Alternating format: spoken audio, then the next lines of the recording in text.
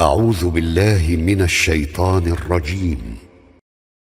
Estos datos aún sobreviven en Internet, pero serán censurados en pocos años, debido a la extrema censura que ocurre con arqueología y documentación histórica que apoya las religiones monoteístas. En el año 2015, comenzó todo un ataque a las tablillas Ebla para ocultarlas del conocimiento público, ya que estas son una prueba histórica más, de la existencia de varios profetas y ciudades tanto bíblicas como coránicas. Es por esta razón, que los enemigos de Dios están luchando con toda su alma entre comillas, para ocultar al ateo o agnóstico estudioso de la historicidad, estas informaciones. Que Dios nos guarde del maldito Satanás, indudablemente enemigo del ser humano. Año 2021. Algunas páginas, entre ellas el diario de Times, conservan entrevistas y estudios publicados sobre estas tablillas. Pero durarán poco. Lo siguiente, es un artículo que aún sobrevive en New World Encyclopedia, seguramente se ha eliminado de todas las fuentes que publicaremos. Fuente: https://www.newworldencyclopedia.org/entry/Ebla. Ebla como se ve hoy Ebla, árabe. Signo de cierre de interrogación. Moderno Tel Mardik, Siria, era una ciudad antigua a unos 55 kilómetros al suroeste de Alepo. Fue una importante ciudad-estado en dos periodos, primero a finales del tercer milenio antes de Cristo, y de nuevo entre 1800 y 1650 que el sitio es famoso hoy en día principalmente por su archivo bien conservado de alrededor de 17.000 tablillas cuneiformes, que data de alrededor de 2250 en sumerio y en eblaite, una lengua semítica previamente desconocida. Alrededor de la época en que se crearon las tabletas de Ebla, la ciudad era un importante centro económico gobernado por una serie de reyes que eran elegidos en lugar de gobernar mediante sucesión dinástica, hasta la llegada del rey Ibrium y su hijo Ibisipis. Su religión parece haber incluido influencias tanto semíticas como sumerias, y se han encontrado muchos nombres y lugares bíblicos antiguos entre las tablillas. Ebla fue destruido hace 2200 a.C. por el emergente imperio acadio, siendo reconstruido unos 4 siglos más tarde por los amorreos. Después de una segunda destrucción por parte de los hititas, existió solo como una aldea y desapareció alrededor del año 700 después de Cristo hasta su redescubrimiento en 1964. Contenido: un descubrimiento y excavación de Ebla en el tercer milenio a.C. 2.1 Economía 2.2 Gobierno 2.3 Religión 3 Destrucción y resurgimiento 4 Ver también 5 Notas 6 Referencias 7 Créditos. Las tabletas de Ebla representan uno de los hallazgos arqueológicos más ricos de los últimos tiempos en términos de la información que brindan sobre la economía, la cultura, la religión y la vida cotidiana del cercano Oriente y Mesopotamia, por no mencionar la propia Ebla. Descubrimiento y excavación. Mapa de Siria en el segundo milenio a.C. Ebla se muestra al noroeste entre Ugarit y Alepo. Ebla era bien conocida en concepto mucho antes de su redescubrimiento moderno, y se menciona en los archivos de Mar y en varios otros textos antiguos de Mesopotamia. Textos acadios de c. 2300 a.C. dan testimonio de su amplia influencia y las inscripciones posteriores en los anales de Tutmosis III y los textos hititas de Anatolia también hablan de la ciudad. En 1964, arqueólogos italianos de la Universidad de Roma La Sapienza, dirigidos por Paolo Mattiae, comenzaron a excavar en Tel Mardik en el norte de Siria. En 1968, recuperaron una estatua dedicada a la diosa Ishtar que lleva el nombre de Bitlim, un rey de Ebla conocido anteriormente. Esta inscripción identificaba la ciudad, conocida desde hace mucho tiempo por las inscripciones egipcias y acadias. En la década siguiente, el equipo descubrió un palacio o archivo que data aproximadamente del 2500 al 2000 a.C. En las ruinas se descubrió un alijo de aproximadamente 17.000 tablillas cuneiformes bien conservadas. 1. Aproximadamente el 80% de las tablillas están escritas en sumerio. Los otros están en un idioma semítico previamente desconocido ahora conocido como eblaite. Se encontraron listas de vocabulario sumerio eblaita con las tabletas, lo que permitió traducirlas. Los arqueólogos están divididos en cuanto a si el idioma debe clasificarse como semítico occidental o semítico oriental. Las tabletas más grandes se descubrieron donde habían caído de los estantes de archivo, lo que permitió a los excavadores reconstruir su posición original en los estantes, según el tema. El archivo incluye registros relacionados con provisiones y tributos, casos judiciales, contactos diplomáticos y comerciales, y un scriptorium donde los escribas aprendices copiaron textos. Ebla en el tercer milenio a.C. El nombre, Ebla, significa roca blanca, y se refiere al afloramiento de piedra caliza sobre el que se construyó la ciudad. Aunque el sitio muestra signos de ocupación continua desde antes del 3000 a.C., su poder creció y alcanzó su mayor altura en la segunda mitad del siguiente milenio. El primer apogeo de Ebla fue entre el 2400 y el 2240 a.C. Su nombre se menciona en textos de Akkad alrededor del 2300 a.C. Las excavaciones han desenterrado palacios, una biblioteca, templos, una muralla de la ciudad fortificada y tumbas subterráneas. La mayoría de las tabletas de Ebla, que datan del periodo antes mencionado, tiene que ver con cuestiones económicas. Proporcionan información importante sobre la vida cotidiana de los habitantes, así como sobre la vida cultural, económica y política del antiguo norte de Siria y el cercano Oriente. Además de las cuentas de los ingresos estatales, los textos también incluyen cartas reales, diccionarios sumerio-eblaitas, textos escolares y documentos diplomáticos, como los tratados entre Ebla y otras ciudades de la región. Las tablillas enumeran al rey más poderoso de Ebla como Eberium, o Iberium, quien concluyó el llamado tratado con Asur, que ofreció al rey asirio Tudia el uso de un puesto comercial oficialmente controlado por Ebla. El quinto y último rey de Ebla durante este periodo fue el hijo de Iberium, Ibisipis. Fue el primer rey eblaíta en suceder a su padre en una línea dinástica, rompiendo así con la costumbre establecida de elegir a su gobernante por un periodo fijo de 7 años. Algunos analistas creen que esta nueva tradición dinástica puede haber contribuido a los disturbios que, en última instancia, fueron fundamentales para el declive de la ciudad. Mientras tanto, sin embargo, el reinado de Ibisipis parece haber sido una época de relativa prosperidad, en parte porque el rey tenía la costumbre de viajar con frecuencia al extranjero, lo que condujo a un mayor comercio y otros éxitos diplomáticos. Por ejemplo, se registró tanto en Ebla como en Alepo que celebró tratados específicos entre las dos ciudades. Economía. Las ruinas del Palacio Real de Ebla. Ebla en el tercer milenio fue un importante centro comercial con influencia sobre varias ciudades-estado cercanas más pequeñas. Su rival comercial más importante fue Mari. Las tablillas de Ebla revelan que sus habitantes poseían unas 200.000 cabezas de ganado mixto, ovejas, cabras y vacas. El lino y la lana parecen haber sido sus principales productos. La ciudad también comerciaba con madera de las montañas cercanas y quizás del Líbano. La carpintería y la metalurgia fueron otras actividades importantes, incluida la fundición de oro, plata, cobre, estaño y plomo. Otros productos incluyen aceite de oliva, vino y cerveza. La mayor parte del comercio de Ebla parece haberse dirigido hacia Mesopotamia, principalmente X, pero los contactos con Egipto también están atestiguados por los obsequios de los faraones Khafra y Pepi y las artesanías también pueden haber sido una exportación importante. Se han recuperado exquisitos artefactos de las ruinas, incluidos muebles de madera con incrustaciones de nácar y estatuas compuestas creadas a partir de piedras de varios colores. El estilo artístico de Ebla puede haber influido en la calidad del trabajo del Imperio Acadio, c. 2350-2150, c. Gobierno. La forma de gobierno de Ebla no está del todo clara, pero a finales del tercer milenio la ciudad parece haber sido gobernada por una aristocracia mercantil que eligió un rey y confió la defensa de la ciudad a soldados pagados. Estos gobernantes electos sirvieron por un periodo de 7 años. Entre los reyes mencionados en las tablas se encuentran Igrisalam, Irkazdamu, Arenum, Ibrium e Ibisipis. Fue Ibrium quien rompió con la tradición e introdujo una monarquía dinástica. Fue seguido por su hijo, Ibisipis. Religión. Ruinas de un zigurat en Ebla. Entre las tablas se descubrió un himno de la creación de Eblaite, que existe en 3 versiones distintas, todas las cuales contienen el siguiente verso: Señor del cielo y de la tierra no era, tú la creaste, la luz del día no fue, tú la creaste, la luz de la mañana que aún no habías hecho existir. Su ubicación aparentemente le dio a Ebla exposición a varias culturas religiosas. Aunque los dioses sumerios también fueron honrados, el dios cananeo se ha encontrado en la parte superior de una lista de deidades adoradas allí. Otras deidades semíticas conocidas que aparecen en Ebla incluyen a Dagan, Istariadad, además de varios dioses sumerios como Enkininki, Ninlil, y las deidades hurritas, Astapi, Ebate y Sara. Algunos dioses desconocidos también son mencionados, a saber, Kura y Nidakul. El arqueólogo Giovanni Pettinato ha notado un cambio en los nombres personales teofóricos en muchas de las tablas de el, a, ya. Por ejemplo, Micael se transforma en Micaya. Algunos consideran que esto constituye un uso temprano del nombre divino Ya, un dios que se cree que surgió más tarde como la deidad hebrea Yahvé. Otros han sugerido que este cambio indica la aceptación popular del dios acadio Ea, sumerio, Enki, introducido desde el imperio Sargonid, que puede haber sido transcrito Eblaite como I. 2. Muchos nombres personales del Antiguo Testamento que no se han encontrado en otros idiomas del Cercano Oriente tienen formas similares en Eblaite, incluyendo Adam barra Adam, H' con acento grave, Ua barra Ebe, Abarama barra Abraham, Bila, Ismael, Isurael, Esaú, Miquel barra Michael, Micaya barra Michaya, Saúl y David. En las tablas de Ebla también se mencionan muchos lugares bíblicos, por ejemplo, Astarot, Sinaí, Jerusalén, Jerusalem, Azor, Laquis, Gezer, Dor, Megiddo, Jope, etc. Destrucción y resurgimiento. Sargón de Akkad y su nieto Naram-Sin, los conquistadores de gran parte de Mesopotamia, afirman haber destruido Ebla. La fecha exacta de la destrucción es objeto de un debate continuo, pero 2240 C es un candidato probable. Durante los siguientes siglos, Ebla pudo recuperar cierta importancia económica en la región, pero nunca alcanzó su antigua gloria. Es posible que la ciudad tuviera vínculos económicos con la cercana ciudad de Ursu, como lo documentan los textos económicos de Drem, un suburbio de Nippur, y los hallazgos en Kultepe Barracanes. El segundo apogeo de Ebla duró aproximadamente entre 1850 y 1600 a. C. Durante este periodo, la gente de Ebla era aparentemente morrea.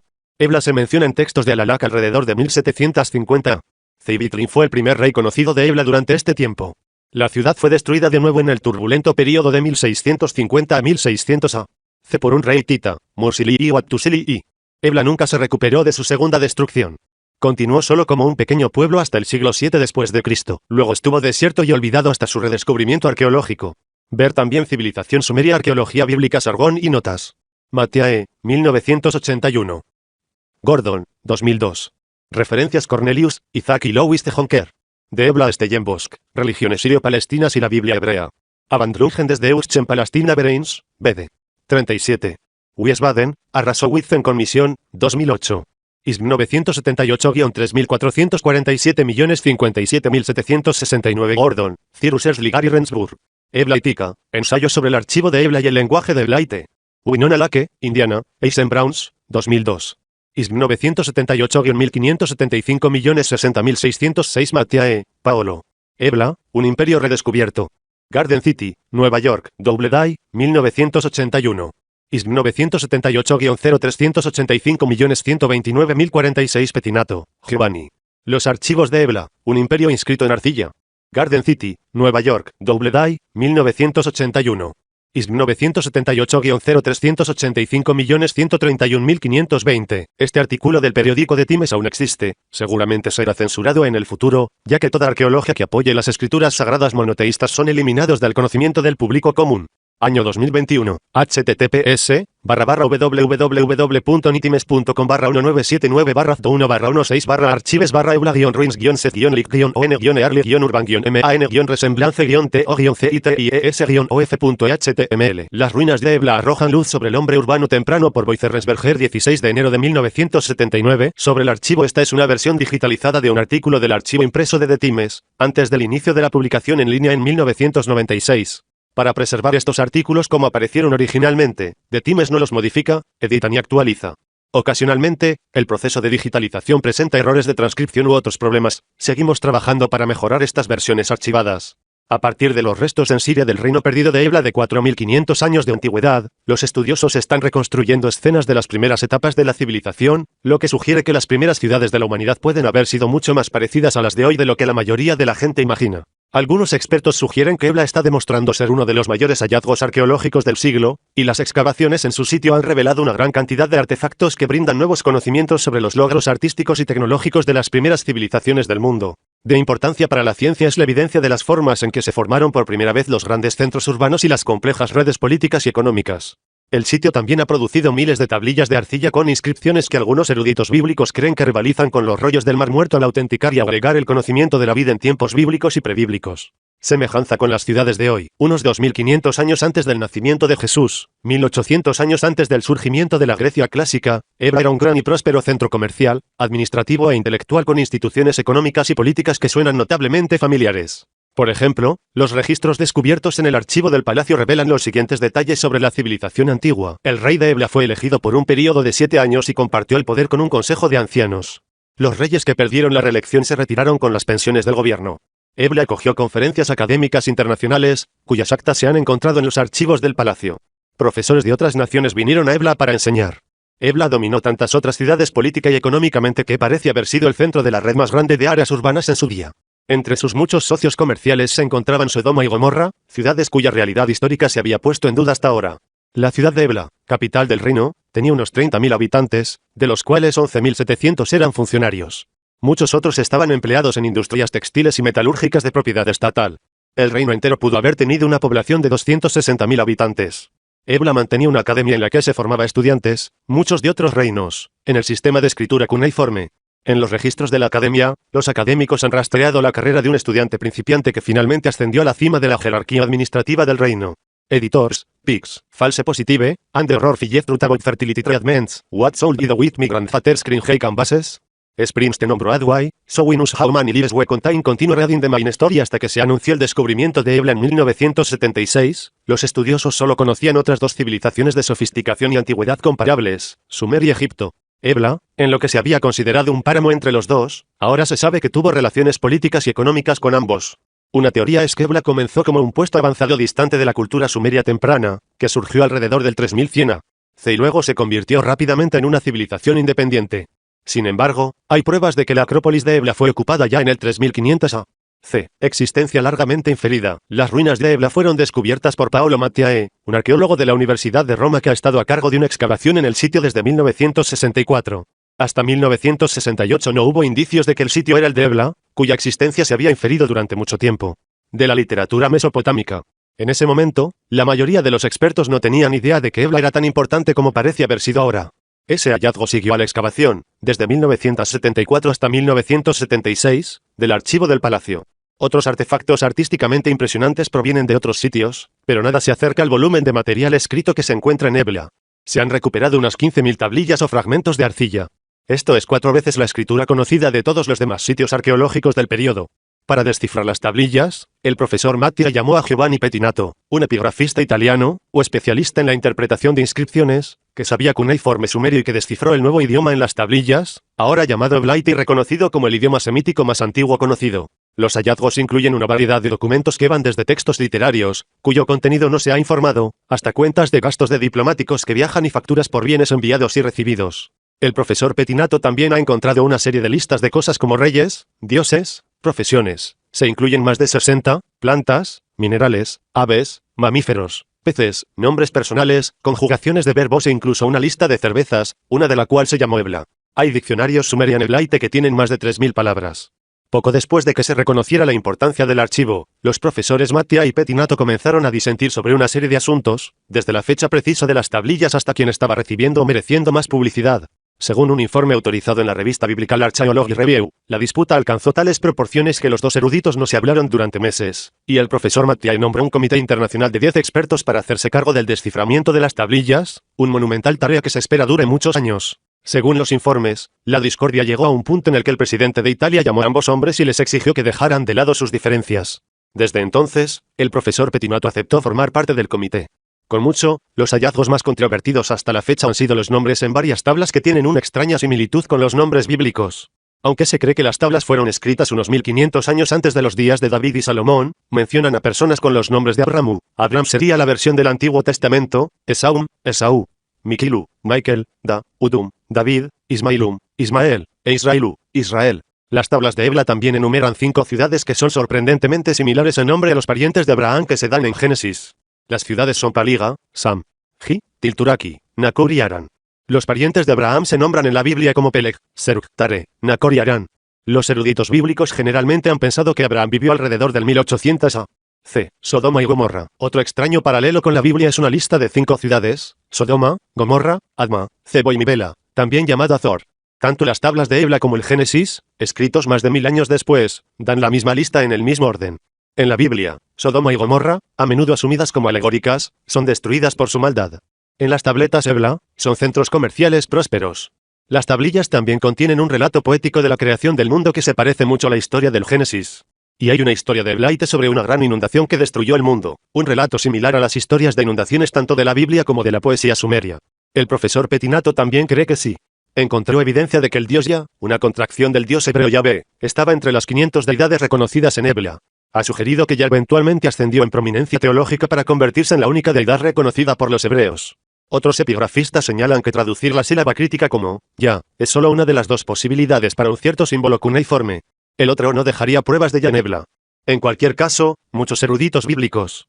Creo que el mundo documentado en las tablillas de Ebla fue el respaldo cultural. Suelo de donde surgió el antiguo brebaje. Algunos sugieren que las tablillas pueden resultar tan útiles para evaluar el Antiguo Testamento como los rollos del Mar Muerto. La sugerencia, aunque pobremente fundada, de que los primeros judíos pudieron haber sido sirios, o viceversa, ha resultado tan inquietante, dado el estado de ánimo de las relaciones árabe-israelíes, que las conexiones bíblicas se han restado importancia en informes recientes sobre Ebla. Ahora un desierto sin árboles. Quizás de mayor importancia científica sea la evidencia que proporciona Ebla sobre las formas en que se formaron por primera vez los grandes centros urbanos y las complejas redes políticas y económicas. Antes de la aparición de Ebla y sus contemporáneos, Sumeria y Egipto, la gente en todas partes vivía como cazadores y recolectores, como pastores nómadas o como simples agricultores y pescadores que se reunían en pequeñas aldeas. Pero de las pocas tablillas de Ebla que se han traducido se desprende claramente que, a lo largo de lo que ahora es un desierto, había una red de ciudades sorprendentemente grandes y prósperas comprometidas en complejas relaciones comerciales y políticas. También deben haber existido los recursos ecológicos necesarios para sustentar las ciudades. Se espera que el primer libro sobre Ebla que aparezca en los Estados Unidos sea Ebla, una revelación en arqueología, de Chambermant, un escritor británico, y Michael Weithman, una autoridad en sangría de idiomas del cercano oriente en el University College de Londres. El libro, que será publicado por Timesbox el 26 de enero, contiene la mayoría de los hallazgos hasta la fecha e incluye capítulos sobre la historia temprana del Mesopotamia y sobre la lectura de la escritura cuneiforme. Hoy en día, la región alrededor de Ebla es un desierto sin árboles con solo un amplio montículo donde una vez estuvo la gran ciudad. Fue destruida y reconstruida 3 veces antes de su destrucción final por los hititas alrededor de 1650. Las ruinas de Ebla cubren aproximadamente 140 acres, de las cuales solo una pequeña porción ha sido excavada. Se supone que la excavación y el descubrimiento continuarán durante generaciones. Este descubrimiento fue censurado a partir de 2015. Las tabletas de Ebla y la tradición de Abraham David Noel Friedman. El mormonismo ha heredado de forma única, como parte de su perla de gran precio, un libro de Abraham de origen antiguo. Mucha atención se ha centrado en el descubrimiento y la interpretación de José Smith de los facsímiles de las momias egipcias de Chandler, y muy poca en sus implicaciones contextuales. Ahora, la arqueología bíblica, que por lo general se mueve por centímetros, ha proporcionado un avance dramático al entorno del hombre Abraham, los tiempos y lugares en los que vivió. Este descubrimiento ha sido narrado por uno de los estudiantes del difunto William F. Albrecht, David Noel Friedman. En las páginas del arqueólogo bíblico, del que es editor, se encuentran los primeros destellos de la historia de casi 15.000 tablillas de arcilla descubiertas en la parte superior de Siria en Tel Mardik. Al prepararse para este simposio, Friedman descubrió que en el relato de Abraham de José Smith hay un registro no solo del sacrificio de Isaac sino del sacrificio del propio Abraham, una tradición, dijo, que nunca antes había conocido. Y luego, pensándolo bien, reconoció que se puede encontrar una tradición similar en un documento descubierto por primera vez en la década de 1890. El profesor Friedman, conocido por su trabajo en la literatura hebrea y su dirección editorial de la serie Ensor Bible, describe aquí algunas de las implicaciones revolucionarias de Ebla para comprender el mundo de Abraham. TGM, la figura de Abraham es central y dominante en las religiones bíblicas. De una manera única, Abraham es el padre de los fieles, en el judaísmo, el cristianismo, el islam y, según he aprendido más recientemente, entre los mormones. De hecho, recientemente tuve el placer de leer el libro de Abraham en la perla de gran precio, y debo confesar que aprendí algunas cosas que no sabía antes acerca de la tradición del sacrificio de Abraham. Lo importante es que en todas las tradiciones se da por sentado que Abraham es un personaje histórico. Esta fue la suposición general en las narrativas, comentarios y documentos sobre él hasta que algunas investigaciones académicas modernas lo cuestionaron. Entre los eruditos, las opiniones van desde una visión bastante escéptica de su identidad histórica hasta una noción bastante sencilla de que el relato bíblico presenta la historia de un hombre real. En cualquier caso, sin embargo, su importancia simbólica es la mayor. No creo que tengamos que hacer una elección simple de que es una figura simbólica o una figura histórica. De alguna manera, podría ser ambas cosas. Ahora quiero sugerir que hay nueva evidencia disponible que afecta a nuestra comprensión de la tradición abrahámica. Este es uno de esos hallazgos notables con los que puede contar con los dedos de las dos manos que se apoyan en las preguntas bíblicas y hacer una contribución que afectará permanentemente el curso de los estudios bíblicos en el futuro. Me refiero a la sensacional historia del descubrimiento de las tabletas Ebla. Los arqueólogos usan la palabra sensacionalista de la misma manera que otras personas usan la palabra ordinaria, por lo que cuando sucede algo realmente sensacional, no tienen vocabulario para describirlo. El 1 de octubre de 1975, se realizó este notable descubrimiento cerca de un pueblo desconocido en el norte de Siria llamado Tel Mardik, el sitio de la antigua ciudad de Ebla.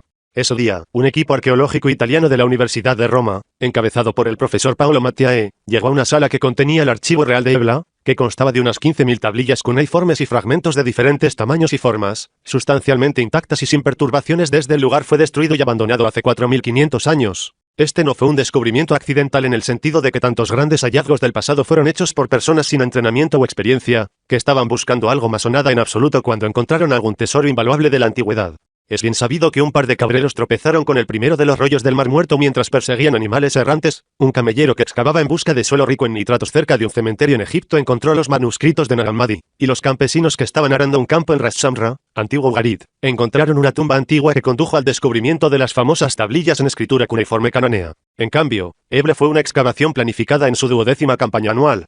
Las tablillas se encontraron exactamente donde habían sido dejadas, en un estrato del montículo previamente identificado y fechado de manera general por cerámica y otros artefactos. Un hallazgo anterior en 1974, que consistía en un pequeño alijo de 42 tabletas, había alertado a los excavadores sobre la probabilidad de encontrar más tabletas en las cercanías.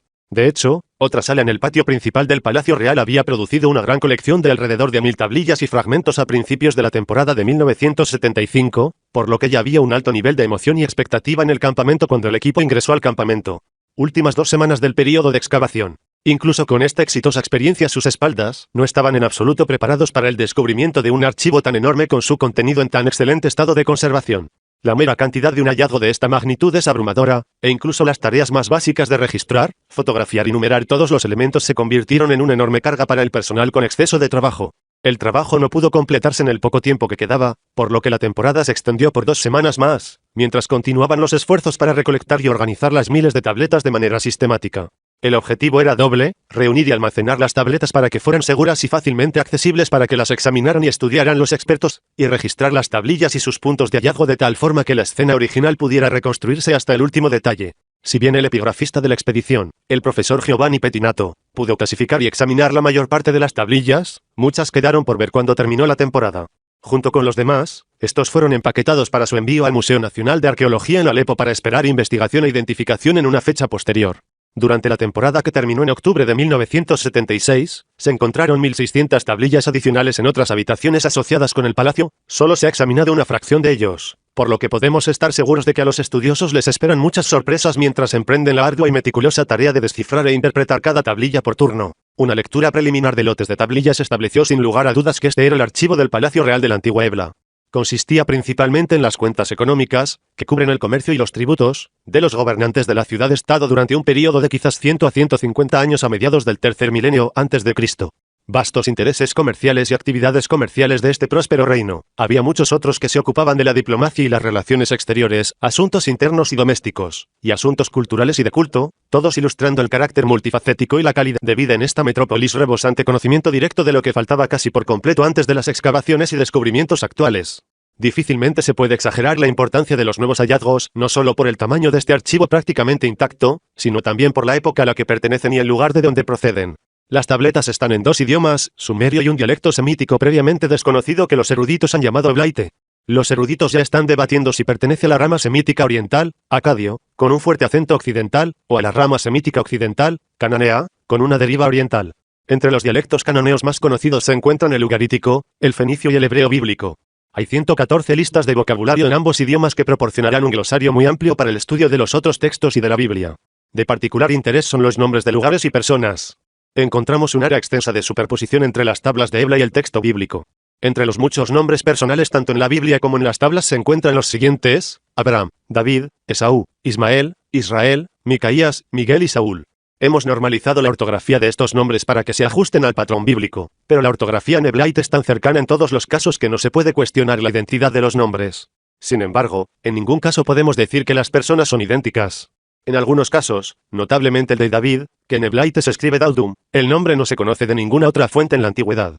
Tales sucesos apuntan a una base común en el idioma y la cultura de los antepasados, de los israelitas y el pueblo de Ebla. En realidad, esto no es una sorpresa, porque la Biblia, aunque no menciona Ebla, sí señala a esta región como la patria de los israelitas. Los patriarcas llegaron a Canaán desde Harán, donde elementos de su grupo de parentesco continuaron viviendo mucho después de que Abraham y su familia se habían ido. De allí se trajo una novia para Isaac, y Jacob regresó con sus parientes allí cuando la prudencia requirió una rápida expulsión de Canaán. Harán no está muy lejos de Ebla y se menciona a menudo en los textos de Ebla. Si existe un archivo en Harán en el mismo nivel estratigráfico, y alguna vez se encuentra, esas tablas deben contener información aún más específica sobre los patriarcas y sus antepasados, y deben tener contactos y correlaciones más estrechos con la Biblia. Tal como está, Ebla se basa en el conjunto común de términos, nombres y tradiciones que compartía el pueblo bíblico. Los nombres de lugares son de gran importancia, especialmente porque Ebla, al estar al oeste del Éufrates, estaba orientada principalmente hacia el oeste y al sur y, por lo tanto, su comercio y otras preocupaciones se superpusieron en gran medida con el territorio bíblico. Muchos nombres de lugares en Siria y Palestina son los mismos que se mencionan en la Biblia. A menudo, las ciudades en los textos de Ebla se mencionan como receptoras de envíos de mercancías de Ebla, como remitentes de materias primas en el comercio o como pagadores de tributos en metales preciosos, es decir, oro y plata con una relación en valor de aproximadamente 10 a 1 a favor del oro, piedras preciosas u otras mercancías. En las tablillas de Ebla tenemos un nomenclátor de la mayoría de los nombres famosos de la historia bíblica. Por ejemplo, existe un texto llamado Mesenger que da el itinerario de un vendedor de Ebla. Comienza en Ebla, y su primera parada registrada es en Biblos, antiguo Jebal, en la costa norte del Líbano. De Biblos baja por la costa a Sidón, luego a Arco. Aparentemente los problemas fronterizos eran de otra naturaleza entonces, y de Arco a Carmel a Dor. Ancient de Oroy es un moderno balneario al norte de Cesarea. Ahora, si Cesarea hubiera aparecido en las tablas, alguien podría sospechar un poco, ya que Herodes el Grande construyó esta ciudad en honor de César Augusto más de 2 milenios después. De Dor a Asdod. Asdod tiene cierta importancia para mí porque excavé allí hace algunos años. No alcanzamos el nivel de la Edad del Bronce antiguo antes de que se acabara el dinero. En una excavación arqueológica, cuanto más baja, más caro se vuelve. Así que tienes que detenerte en algún lugar, y el consenso de los académicos es detenerte en la Edad del Bronce Medio, donde la mayoría de los eruditos conservadores datan con Abraham. Ahora nos damos cuenta de que tendremos que excavar un poco más abajo. Desde Asdod se dirige a Gaza. Entonces hubiéramos esperado que se diera la vuelta y se fuera a casa, pero va a un lugar más, el Sinaí. Eso es una sorpresa. Primero, que se menciona en absoluto. Segundo, que podría ser una ciudad en la costa, como todas las demás lo son, y podría estar en algún lugar en las cercanías de Laris, donde hay algunos yacimientos de la Edad del Bronce antiguo. Esto puede tener mucho que ver con la cuestión totalmente ajena a la ubicación del monte Sinaí en relación con el relato del Éxodo. En una excavación arqueológica, cuanto más baja, más caro se vuelve. Así que tienes que detenerte en algún lugar, y el consenso de los académicos es detenerte en la Edad del Bronce Medio, donde la mayoría de los eruditos conservadores datan con Abraham. Ahora nos damos cuenta de que tendremos que excavar un poco más abajo. Desde Asdod se dirige a Gaza. Entonces hubiéramos esperado que se diera la vuelta y se fuera a casa, pero va a un lugar más, el Sinaí. Eso es una sorpresa. Primero, que se menciona en absoluto. Segundo, que podría ser una ciudad en la costa, como todas las demás lo son, y podría estar en algún lugar en las cercanías de Laris, donde hay algunos yacimientos de la Edad del Bronce antiguo. Esto puede tener mucho que ver con la cuestión totalmente ajena a la ubicación del monte Sinaí en relación con el relato del Éxodo. En una excavación arqueológica, cuanto más baja, más caro se vuelve.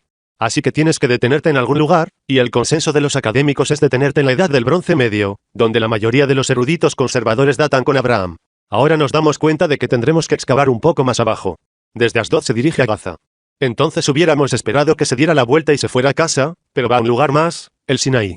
Eso es una sorpresa. Primero, que se menciona en absoluto. Segundo, que podría ser una ciudad en la costa, como todas las demás lo son, y podría estar en algún lugar en las cercanías de Laris, donde hay algunos yacimientos de la Edad del Bronce antiguo. Esto puede tener mucho que ver con la cuestión totalmente ajena a la ubicación del monte Sinaí en relación con el relato del Éxodo.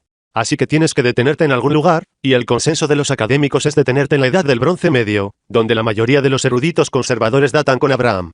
Ahora nos damos cuenta de que tendremos que excavar un poco más abajo. Desde Asdod se dirige a Gaza. Entonces hubiéramos esperado que se diera la vuelta y se fuera a casa, pero va a un lugar más, el Sinaí. Eso es una sorpresa. Primero, que se menciona en absoluto. Segundo, que podría ser una ciudad en la costa, como todas las demás lo son, y podría estar en algún lugar en las cercanías de Laris, donde hay algunos yacimientos de la Edad del Bronce antiguo. Esto puede tener mucho que ver con la cuestión totalmente ajena a la ubicación del monte Sinaí en relación con el relato del Éxodo. Así que tienes que detenerte en algún lugar, y el consenso de los académicos es detenerte en la Edad del Bronce Medio, donde la mayoría de los eruditos conservadores datan con Abraham. Ahora nos damos cuenta de que tendremos que excavar un poco más abajo. Desde Asdod se dirige a Gaza. Entonces hubiéramos esperado que se diera la vuelta y se fuera a casa, pero va a un lugar más, el Sinaí. Eso es una sorpresa. Primero, que se menciona en absoluto. Segundo, que podría ser una ciudad en la costa, como todas las demás lo son, y podría estar en algún lugar en las cercanías de Laris, donde hay algunos yacimientos de la Edad del Bronce antiguo. Esto puede tener mucho que ver con la cuestión totalmente ajena a la ubicación del monte Sinaí en relación con el relato del Éxodo. Ahora nos damos cuenta de que tendremos que excavar un poco más abajo. Desde Asdod se dirige a Gaza. Entonces hubiéramos esperado que se diera la vuelta y se fuera a casa, pero va a un lugar más, el Sinaí. Eso es una sorpresa. Primero, que se menciona en absoluto. Segundo, que podría ser una ciudad en la costa, como todas las demás lo son, y podría estar en algún lugar en las cercanías de Laris, donde hay algunos yacimientos de la Edad del Bronce antiguo. Esto puede tener mucho que ver con la cuestión totalmente ajena a la ubicación del monte Sinaí en relación con el relato del Éxodo. Ahora nos damos cuenta de que tendremos que excavar un poco más abajo. Desde Asdod se dirige a Gaza. Entonces hubiéramos esperado que se diera la vuelta y se fuera a casa, pero va a un lugar más, el Sinaí.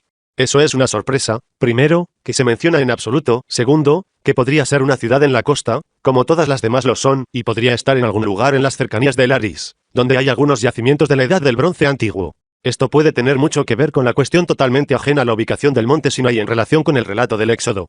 Y podría estar en algún lugar en las cercanías de Laris, donde hay algunos sitios de la Edad del Bronce antiguo. Esto puede tener mucho que ver con la cuestión totalmente ajena a la ubicación del monte Sinaí en relación con el relato del Éxodo.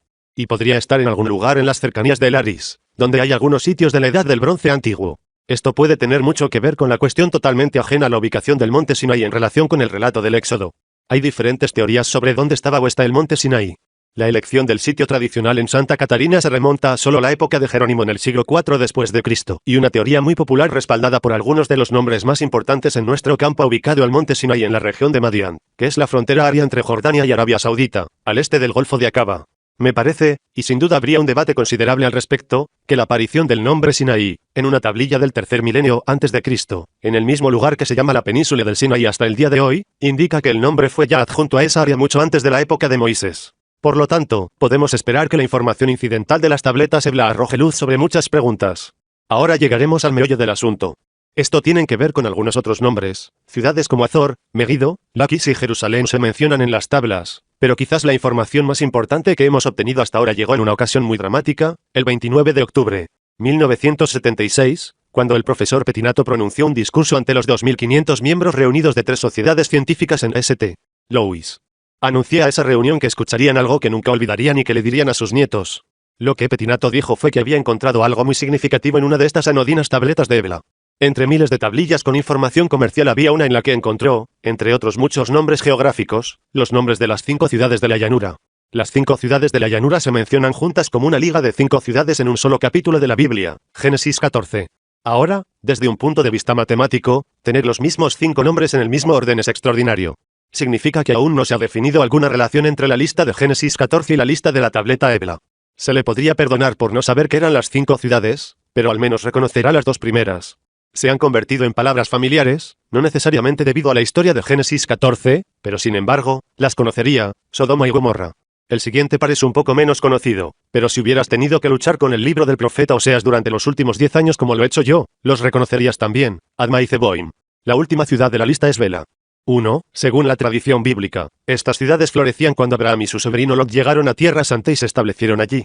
Cuando se le dio a elegir, Lot eligió a Sodoma como su hogar, véase Génesis 12, 19. La historia es bien conocida. Cuando las ciudades fueron destruidas por una catástrofe violenta, Lot apenas escapó. Aunque las ciudades perduraron en la tradición como ejemplos principales de las consecuencias de la maldad, nunca se ha encontrado rastro de ellas.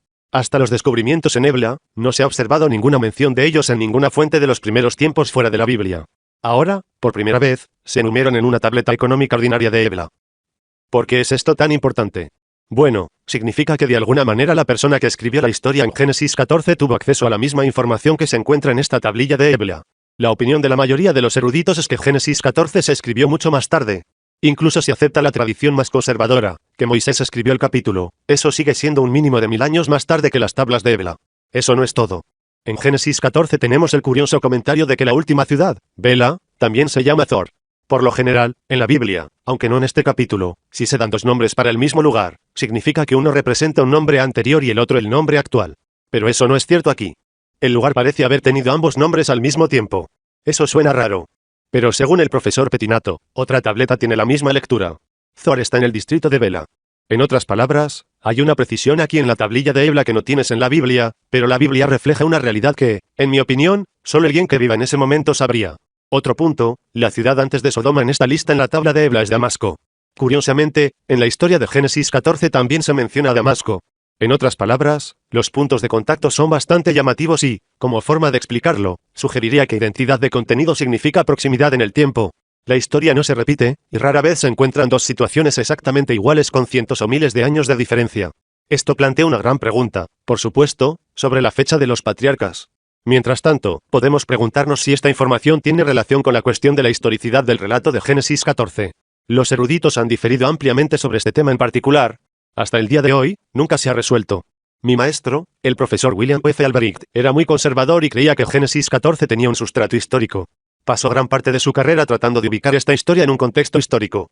Investigó todo el medio milenio desde el 2000 al 1500 a.C.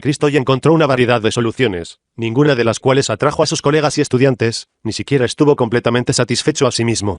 Más recientemente, un erudito eminente ha argumentado que Génesis 14 no es un relato histórico en absoluto, en realidad es un midrash o una historia apenas disfrazada sobre las vicisitudes del exilio babilónico. En otras palabras, su teoría es que es un producto de mediados del primer milenio antes de Cristo. Albrecht pensó que se trataba de mediados del segundo milenio. Ahora tengo la hipótesis de que en realidad es una historia de mediados del tercer milenio antes de Cristo. Esto muestra el desorden de la erudición. Creo que resultará que si la historia alguna vez va a encontrar un hogar, lo hará. Estar en la mitad del tercer milenio antes de Cristo. No solo esta información de las tablillas de Ebla muestra que dicha información se deriva del tercer milenio, sino que también lo hacen las circunstancias descritas. Este es un retroceso tan largo que no es de extrañar que ningún erudito hasta la fecha lo haya sugerido. Pero la única evidencia concreta que tenemos apunta allí. Debo agregar que la fecha de este material se está fijando cada vez más firmemente. En la última campaña en Ebla se descubrieron los cartuchos, jeroglíficos cuidadosamente marcados en una caja, de 2 faraones egipcios en varios artefactos. Eran pequeños vasos de ungentaria, de alabastro. Uno de los faraones es Pepi el primer faraón de la sexta dinastía que data de finales del siglo 24 a.C. El otro es Kepren, el constructor de la segunda pirámide más grande, que data entre 2550 y 2525 AC. Dado que la cronología egipcia para este período se considera la más precisa, el sincronismo promete ser muy confiable. Eso nos daría una fecha de aproximadamente 2500 AC para las tabletas. Unos días después de la charla del profesor Petinato en St. Louis, estuve con él en Chicago. Él estaba en una gira de conferencias y desayunamos juntos. Aproveché esta oportunidad para aprender un poco más de él. Él preguntó, ¿qué te gustaría saber? Si lo pones de esa manera, respondí. ¿Qué tal el nombre de uno o dos reyes? Dijo, hay el nombre de un rey de una ciudad en la tabla con las 5 ciudades de la llanura. Ahora, los nombres de los reyes de 4 de las 5 ciudades se mencionan en la Biblia en Génesis 14, 2 y en ningún otro lugar.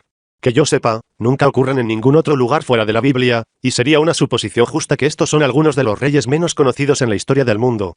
Puedo informar que el nombre en la tableta de Ebla era uno de esos nombres en Génesis 14, 2. Era idéntico, dada la diferencia en los sistemas ortográficos, y no solo consonante por consonante, sino también vocal por vocal, precisamente como lo conservaron los masoretas 3500 años después. De vez en cuando hemos sido un poco menos halagadores con los masoretas por la forma en que establecieron la vocalización del texto hebreo. En esta ocasión se merecen todas las medallas que podamos darles. El nombre era exactamente el mismo. Además, aunque esto está más allá de toda prueba, creo que existe una posibilidad razonable de que sea la misma persona. Podría ser un sobrino o un nieto, pero no concederé mucho más. En esta ocasión se merecen todas las medallas que podamos darles. El nombre era exactamente el mismo. Además, aunque esto está más allá de toda prueba, creo que existe una posibilidad razonable de que sea la misma persona. Podría ser un sobrino o un nieto, pero no concederé mucho más. En esta ocasión se merecen todas las medallas que podamos darles. El nombre era exactamente el mismo. Además, aunque esto está más allá de toda prueba, creo que existe una posibilidad razonable de que sea la misma persona. Podría ser un sobrino o un nieto, pero no concederé mucho más. Ahora creo que tenemos, por primera vez, un contacto positivo entre Génesis 14 y la información auténtica externa.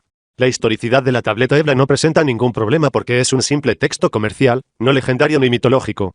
Esto debe tener alguna relación con la cuestión de la historicidad del relato bíblico. Una vista mínima diría, quien escribió esta historia tropezó con una tableta un día, copió los nombres y luego inventó el resto de la historia. Hay algunos eruditos que dirán eso. En el otro extremo del espectro están aquellos que dirán, bueno, ¿qué hay de nuevo? ¿Por qué es esto de interés? Sabíamos que esto era histórico desde el principio. Es notable que esos nombres sobrevivan, intactos, durante un periodo de tiempo tan largo, especialmente si se considera que en la tradición bíblica, y creo que ahora hay más evidencia que respalda eso también, esas ciudades fueron destruidas y borradas de la faz de la tierra en la misma generación. Según la tradición bíblica, Abraham y Lot figuran en ambas historias, por lo que sucedió durante su vida. Sodoma y Gomorra no figuran en la historia bíblica en absoluto, excepto en relación con Abraham y Lot. Desaparecieron de la vista mucho antes de que los israelitas aparecieron en escena. Ahora, esta es otra de esas difíciles cuestiones de la historicidad. El relato bíblico es sencillo. La razón por la que esta historia, que trata de grandes eventos internacionales, está en la Biblia es que está relacionada con el patriarca Abraham. Muchos estudiosos dirían que la actualidad es al revés, es decir, que la historia estaba allí porque era importante, que estaba vinculada a los patriarcas y que su conexión con ella es secundaria. Y en lo que respecta a las hipótesis, puede ir de cualquier manera. Sin embargo, me parece que en este caso tenemos otra prueba, y son las ciudades de la llanura. ¿Dónde estaban ellos? ¿Dónde están? Este ya no es asunto de Ebla, salvo las fechas. Creo que ya se descubrieron las ciudades del llano pero no sabíamos cuáles eran. Hace más de 50 años, el profesor Albrecht identificó el sitio de la Era de Bronce de Bavedra. Ese es el nombre moderno. No sabemos cuál era el nombre antiguo. Pero no me sorprendería que resultara ser Sodoma o Gomorra. ¿Por qué? Tiene aproximadamente la misma historia de ocupación que la propia Ebla. Fue una ciudad gigantesca en la Edad del Bronce antiguo. Habría interesado mucho a Ebla, porque la gente de Ebla no parece interesarse por los juicios morales sino solo por la cantidad de comercio. Y este lugar habría cumplido muy bien su propósito. Además, Bavedra es famosa por tener el cementerio más grande de todas las ciudades descubiertas hasta ahora en el cercano oriente. Se han encontrado más de 100.000 tumbas múltiples. Ahora bien, si bien es puramente especulativo, bien puede ser que este fuera el cementerio común de varias ciudades, especialmente si formaron una pentápolis.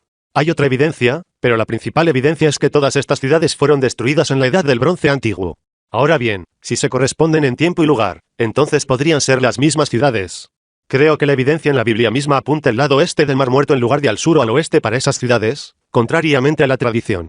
Y esta sería otra pieza en la reconstrucción de la imagen, a saber, si hay un punto más que destacar, tendría que ver con el papel de Sodoma y Gomorra en la tradición bíblica. ¿Por qué estos lugares fueron seleccionados para una consideración especial? Dado que ocupan un lugar tan periférico en la historia real del pueblo, ¿por qué se convirtieron en nombres simbólicos que solo hay que mencionar para provocar una reacción en los oyentes que están muy separados en el tiempo y el lugar? Aquí nuevamente, me parece que la respuesta es que los patriarcas estaban involucrados, no al revés. La destrucción de ciudades puede ser el fenómeno más común en el antiguo Cercano Oriente. La mayoría de ellos fueron reconstruidos y luego destruidos nuevamente. Ciertas ciudades se destacan en la Biblia para recibir atención debido a su importante papel en la historia de Israel y Judá. Samaria, que fue destruida por los asirios, recibe todo un capítulo de reflexión, análisis y evaluación. 2 Reyes 17. Jerusalén recibe un tratamiento extenso similar, no en los libros de los reyes sino por los profetas, quienes reflexionaron sobre el significado teológico de la destrucción de una ciudad capital. Pero Sodoma y Gomorra reciben casi la misma atención. ¿Por qué? Me parece que es por su asociación con los patriarcas, y porque estas ciudades fueron destruidas de una manera particularmente espectacular y nunca fueron reconstruidas. Estas cosas proporcionan un ejemplo desde el principio que tiene una aplicación contemporánea. Es costumbre entender el simbolismo de Sodoma y Gomorra en términos del colapso del norte y el sur en el primer milenio antes de Cristo. Sin embargo, en mi opinión, la visión teológica básica de que las personas son castigadas por los dioses cuando se rebelan no solo fue generalizada en el mundo en el tercer milenio, pero ya estaba presente en las tradiciones patriarcales. Entonces, con esto y la historia de Génesis 14, y, si tuviéramos tiempo para mencionarlo, la cuestión del sacrificio humano, el escenario en el tercer milenio ahora se vuelve históricamente mucho más consistente con el cuadro presentado en la Biblia. Notas 1. Después de la composición tipográfica de este capítulo, se recibió información indirecta de Pettinato modificando su informe en la tablilla mencionada. Ahora puede confirmar la aparición de los nombres de Sodoma y Gomorra, y no los de las otras ciudades. Es necesario esperar la publicación completa de la tableta en cuestión para una aclaración de este asunto. Este descubrimiento fue absolutamente censurado a partir del año 2015. Ebla, su impacto en los registros bíblicos por Clifford Wilson, Ma. Bd. Ph.D. /vertical Viernes 1 de abril de 1977. Los nuevos hallazgos en Ebla son posiblemente el descubrimiento más significativo que se haya hecho hasta ahora en lo que respecta a los antecedentes de los primeros tiempos bíblicos. El impacto en algunas áreas del conocimiento bíblico será ciertamente sorprendente. ¿Dónde se ubica Ebla? Y comienza el trabajo. Tel Mardik, la antigua Ebla, se encuentra en la carretera principal a Alepo en el norte de Siria, no a mitad de camino entre Hamat y Alepo. Está más cerca de Alepo que de Hamat. Hay un montículo y un pequeño pueblo a 1 kilómetro de la carretera. El profesor Paolo Mattiae de la Universidad de Roma ha estado excavando allí desde 1964, pero su trabajo no fue espectacular hasta 1968 cuando su equipo produjo una estatua dedicada a la diosa Star, y que lleva el nombre de Bitlim, un rey de Ebla. Esto avaló la identificación positiva de la ciudad. El reino de Ebla ya se conocía en textos sumerios, acadios y egipcios, y los excavadores tenían buenas pistas cuando comenzaron a cavar en este montículo de 15 metros de altura. Ahora sus esperanzas eran brillantes para el futuro. En la temporada de 1975 se recuperaron unas 15.000 tabletas. Para actualizar el informe, los excavadores informaron recientemente, con una sonrisa, que 1976 fue una temporada mala. Solo se encontraron 1.600 tabletas. Una tableta decía que la ciudad tenía una población de 260.000 habitantes. El profesor Giovanni Pettinato, también de la Universidad de Roma, es el epigrafista que trabaja en las tablillas, y parte de lo que sigue proviene de sus informes, tanto en el Arqueólogo Bíblico de mayo de 1976, como en conferencias y debates públicos en la Universidad de Michigan. En noviembre de 1976, el profesor Mattiae también dio una conferencia en ese momento, y ambos profesores fueron más cooperativos en 2 días de conferencias, debates y sesiones de preguntas y respuestas. Fue un privilegio de este escritor participar en estas funciones públicas, así como en reuniones más privadas con los arqueólogos y con varios líderes en el campo de la arqueología bíblica y los estudios semíticos. ¿De qué se tratan las tabletas? Es probable que las 17.000 tablillas recuperadas hasta ahora no sean de los principales archivos reales, sino más bien una colección de registros que se mantuvieron cerca de la corte central. Aquí se almacenaban las provisiones, se recogía el tributo y los escribas aprendices copiaban las tablas que ellos mismos tomarían temporalmente de los archivos reales. Una amplia variedad de tabletas fueron copias, y esto es de tremenda importancia, porque significa que hoy tenemos una amplia gama de estas tabletas copiadas disponibles para su estudio. Las 2 salas donde se recuperó el cuerpo principal de 15.000 tablillas estaban cerca de la entrada del palacio. Si los archivos reales se encuentran a medida que avanza la excavación, el potencial para el estudio de los antecedentes bíblicos y la historia antigua es tremendo. Como ha señalado el profesor Pettinato, este es el tipo de tabletas con las que los eruditos sueñan, pero que rara vez encuentran. Se incluyen nombres personales y en un solo texto se han proporcionado 260 nombres geográficos. Otros textos dan listas de animales, peces, aves, profesiones y nombres de funcionarios. Hay una serie de textos históricos que pueden relacionarse con otros registros conocidos, como los de la ciudad de Marich, que se remontan a la época de Narim Sin, quien finalmente derrotó a los eblaitas de manera decisiva. Parece que la ciudad fue defendida por mercenarios más que por su propio ejército. El profesor Pettinato conjetura que esta es probablemente la razón por la que Akkad finalmente prevaleció sobre Ebla. Las tablillas parecen datar de las 2 últimas generaciones de la ciudad, en algún lugar alrededor del 2300 a.C., posiblemente 100 años antes. La destrucción final fue alrededor del 2250. C. Hay textos literarios con trasfondo mitológico, encantamientos, colecciones de proverbios e himnos a varias deidades. Se hace referencia a los rituales asociados con los dioses, Muchos de estos dioses se conocen en la literatura babilónica de un período posterior. Estos incluyen Enki, Enlil, Utu, Nana, Tiamut, Marduk y Nadu. También se hace referencia al dios de la ciudad de Kis. La mayoría de las tabletas tratan asuntos económicos, tarifas, recibos y otras transacciones comerciales. Sin embargo, también se tratan otros asuntos como las ofrendas a los dioses. La ciudad estaba en contacto con otras ciudades de todo el cercano oriente. Una de las ilustraciones interesantes de esto proviene de la lista de naciones que se les dio a los mensajeros cuando atravesaban ciertas rutas, con los nombres de las ciudades. Existen listados de municipios en sus regiones geográficas, e incluso listados de los municipios sujetos a Ebla. Se incluyen ciudades bíblicas conocidas en tiempos posteriores, como Asdod y Sidón. Listas de vocabulario en 2 idiomas. Existen silabarios de textos gramaticales que permiten pasar de un idioma a otro. Hay no menos de 114 vocabularios sumerios hebraitas, siendo estas las primeras listas de este tipo recuperadas de cualquier sitio antiguo. Una de estas tabletas de vocabulario contiene casi 1000 palabras traducidas y tiene 18 duplicados. Se sabe desde hace mucho tiempo que los escribas de Asiria copiaban tablillas de Babilonia, pero ahora se ha establecido que los eruditos de Mesopotamia también habían copiado algunas de sus tablillas de las bibliotecas sirias. Cuando se encontraron las primeras tablillas, pronto se dio cuenta de que esta ciudad usaba un idioma muy antiguo en el grupo semítico del noroeste que antes era desconocido. El profesor Petinato etiquetó esto como paleo-cananea. En términos simples, esto significa antiguo cananeo. Al final de este artículo en Biblical Archaeologist, el profesor Petinato nos dice, los sistemas pronominal y verbal, en particular, están tan claramente definidos que se puede hablar con propiedad de una lengua paleo-cananea muy parecida al hebreo y fenicio. Estas tablillas de Ebla están escritas en escritura sumeria, con logogramas sumerios adaptados para representar palabras y sílabas acadias. Inicialmente se recuperaron alrededor de 1,000 palabras, cientos más después, en listas de vocabulario. Las palabras están escritas tanto en logogramas sumerios como en escritura de sílabas heblaicas. Estos ofrecieron una clave invaluable para la interpretación de muchos de los textos de Ebla. Los vocabularios de Ebla eran claramente semíticos, la palabra escribir es KTB, como en hebreo, mientras que la de rey es malikum, y la de hombre es adamu. La cercanía al hebreo es sorprendente. Es relevante señalar que algunas de las tabletas tratan de procesos judiciales. Hay explicaciones sobre las sanciones que se imponen cuando una persona resulta herida y hay detalles sobre varios juicios. Algunos de estos puntos hacen tontas las críticas anteriores contra la posibilidad de la existencia de un código de ley mosaico. Aquí hay una civilización unos 1000 años antes que la de Moisés, y por escrito da todo tipo de detalles sobre la administración de justicia. Es claramente una civilización altamente desarrollada, con conceptos de justicia y derechos individuales en primer plano. Sugerir que Moisés no pudo haberse ocupado de tales casos es ridículo. Algunas tabletas tratan sobre la jurisprudencia, y el código legal de Ebla ahora debe reconocerse como el más antiguo jamás encontrado. Al tratar las sanciones por lesiones, se hace una distinción según la naturaleza del acto. Una lesión causada por el golpe de una mano merecía una pena diferente a la causada por un arma como una daga. Se prescriben diferentes penas para varios delitos. Existe una discusión detallada de la jurisprudencia, con diversas condiciones reconocidas para lo que a primera vista podría parecer el mismo delito. En el caso de una denuncia sobre relaciones sexuales, si la niña pudo demostrar que era virgen y que el acto fue forzado, la pena contra el hombre fue la muerte. De lo contrario pagaría una multa que variaba según las circunstancias. Es notablemente parecido a Deuteronomio 22, 22-30, supuestamente muy tardío según la erudición liberal. En la serie de conferencias públicas mencionada anteriormente, el profesor David Noel Friedman señaló que se han encontrado alrededor de 17.000 tabletas y fragmentos significativos en este sitio, y que datan de aproximadamente 2.400 a 2.250 tabletas encontradas, que datan de ese periodo, en todos los demás sitios. La magnitud más cercana en cuanto al número de tablillas sería Mari, que data de varios cientos de años después. Nombres personales y lugares en las tabletas. Varios nombres personales en los documentos de Ebla son muy similares a los nombres usados posteriormente en el Antiguo Testamento. Uno de esos nombres es Michael, Mikailu, que significa ¿quién es como él? Una forma relacionada, también en los textos de Ebla, es Micaya, que es bien conocida en la Biblia, con la terminación ya reemplazando a él. Otros nombres son Esaú, Esaú, Da, Udum, David, Sha, Lum, Saúl, e Ismael. Este último significado, él, Dios, me ha escuchado.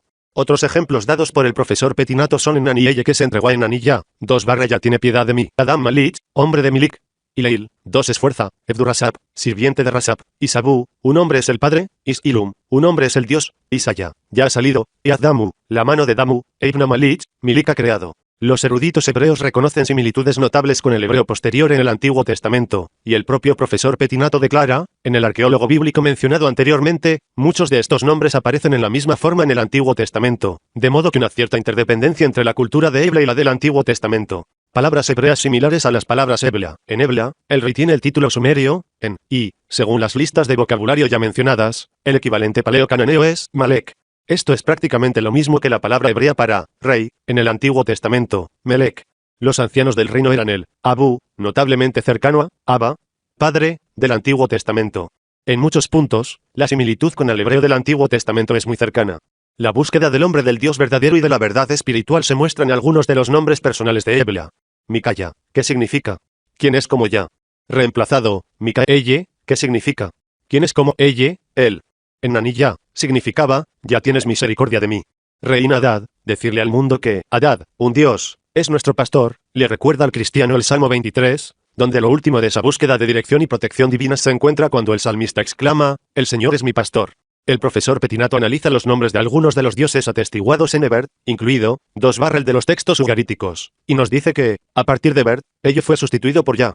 Parece evidente que bajo un nuevo desarrollo en Occidente se llevaron a cabo conceptos religiosos semíticos que permitieron el surgimiento de Ya. Sería más correcto verlo como un reconocimiento renovado de Yahweh. Dagan del Antiguo Testamento es bien conocido, estando asociado con varios lugares ya conocidos por los eruditos, incluyendo Dagan de Canaán.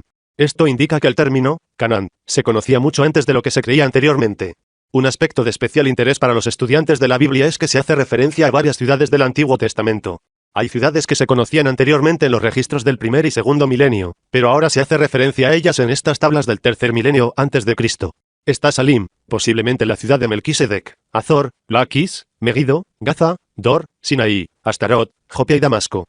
De especial interés es Urusalima, Jerusalén, siendo esta la primera referencia conocida a esta ciudad. Aunque en las tablas se hace referencia a una ciudad llamada Salim, no hay ninguna indicación de cuál es su ubicación geográfica. Se hace referencia a ella por separado de Urusalima, Jerusalén, y esto indicaría que las dos ciudades están separadas. 2 de las ciudades mencionadas son Sodoma y Gomorra. Aquí nos transportamos hacia el 2300 a.C., y encontramos que estos pueblos eran visitados con regularidad, ya que estaban en la ruta de la carretera del rey que bajaba desde Damasco. En realidad, hay referencias a 5 ciudades de la llanura, para usar el término bíblico en Génesis 14, 2, y estas fueron Sodoma, Gomorra, Adma, Zebo y Mizoar. En ese mismo verso se nos dice que un nombre anterior para Zoar era Bela. Otro de los pueblos a los que se hace referencia es Carquemis, y el profesor Petinato señaló que el profeta Isaías, en Isaías 10, 9, tiene un conocimiento notable de este nombre, como se muestra en el texto conservado en Isaías 10, 9. Esto conserva el nombre antiguo del dios, Chemos, el dios moabita conocido en tiempos bíblicos posteriores. Hay un registro de la creación notablemente similar al relato de Génesis. Hay tratos con los hititas mucho antes de que Abraham comprara la cueva de Macpela a los hititas de su tiempo. No hace tanto tiempo que se argumentó que no había hititas tan temprano. Hay tratados y pactos similares a los del Éxodo, y para la protección de la sociedad existen leyes que apuntan hacia el concepto de justicia tan prominente en Éxodo. Hay sacrificios rituales mucho antes de los de Levítico, y antes de los cananeos de quienes algunos críticos afirmaron que los hebreos los tomaron prestados. Hay profetas que proclaman su mensaje mucho antes que los Nebim, profetas del Antiguo Testamento, aunque la superioridad del Antiguo Testamento en los ámbitos de la ética, la moralidad y los valores espirituales permanece indiscutible. Los registros del Antiguo Testamento tienen ese algo indefinible que es diferente. Metafóricamente, llevan dentro de sí la huella del dedo de Dios. La historia acaba de comenzar y habrá ecos de Eber para las generaciones venideras. Es al menos estimulante que hallazgos como los de Ebla apoyen constantemente la Biblia como un registro completamente aceptable. Para este escritor es mucho más que un maravilloso texto histórico, es la palabra de verdad de Dios, su revelación de sí mismo en la persona de su Hijo. Asterisco: el Dr. Clifford Wilson es arqueólogo, lingüista y estudioso de la Biblia. Tiene un doctorado en psicolingüística de la Universidad de Carolina del Sur y es miembro de la facultad de la Universidad de Monash en Australia.